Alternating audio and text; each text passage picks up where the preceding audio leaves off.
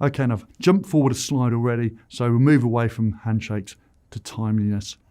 Again, an easy way to do yourself out of success before you even open a mouth in an interview is being late. It is not good karma to be late. Don't do it. But it happens. My son, bless him, he went for an interview, and I arranged this, got it through a kind of connection, and the interview was up in Joondalup. And he thought, yeah, I can get to Joondalup in 20 minutes from Leederville. It's easy. It's straight up the freeway. But the interview was at 4:30 at night. He was an hour and a half late for the interview because he was stuck in a traffic jam, because that's peak commuter time. And as a result, they said no immediately before he even opened his mouth, because he didn't do a dry run the day before. So if you've got the opportunity, do a dry run the day before. Know exactly where you're going, know exactly where you're going to park, or if you're getting public transport, what train you're going to get. And make sure you get there half an hour early to the vicinity. Get there half an hour early, and then just collect your thoughts. Don't go inside. Just wait outside, wait in the lobby, whatever it is, before you go in to the reception. Collect your thoughts, but at least now you're there, plenty of time. Then go up to reception about 5 minutes beforehand. Not sooner than that, though. And people go, well, why don't I turn up 15, 20 minutes early? Well, just today alone, I was doing an interview. I had an interview booked, and the person turned up half an hour early. And I was in the middle of dictating a report for a client.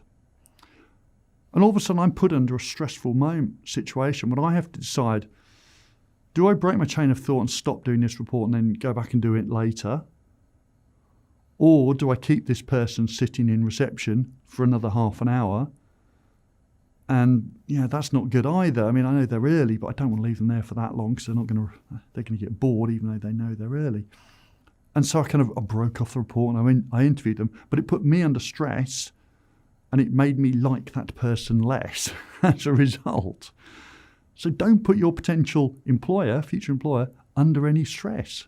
If you get there 5 minutes before, that's fine, that's appropriate. By the time reception put a message through to them, they're pretty much ready to come and see you anyway. That's good. And it gives you a little bit of time just to have a chat with the person at the front of house.